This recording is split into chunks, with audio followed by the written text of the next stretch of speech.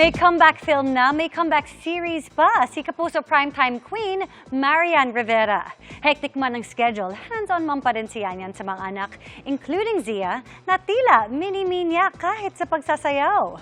Makichika kay Lars Santiago.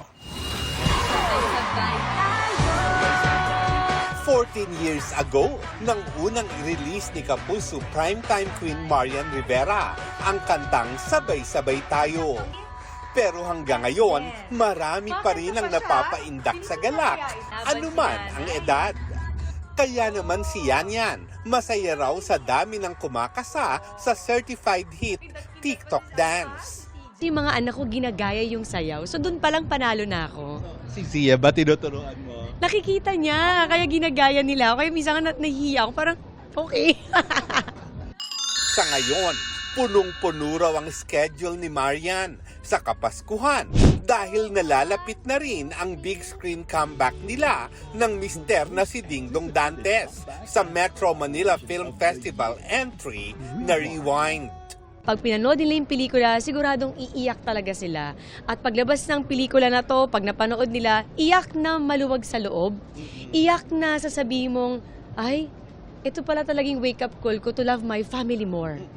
Laking pasasalamat nga raw niyan na mismong si Dingdong ang kasama niya sa Rewind.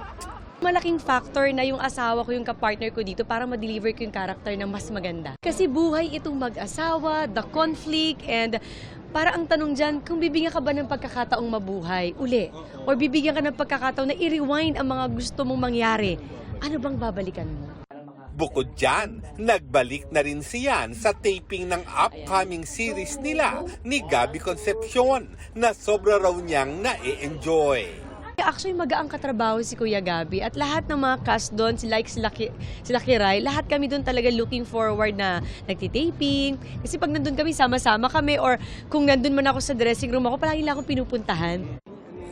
Lars Santiago, updated sa Showbiz Happening. Para sa mas mahabang chikahan, visit and subscribe to GMA Integrated News on YouTube. At para sa mga kapuso natin abroad, samahan nyo kami sa GMA Pinoy TV at www.gmanews.tv.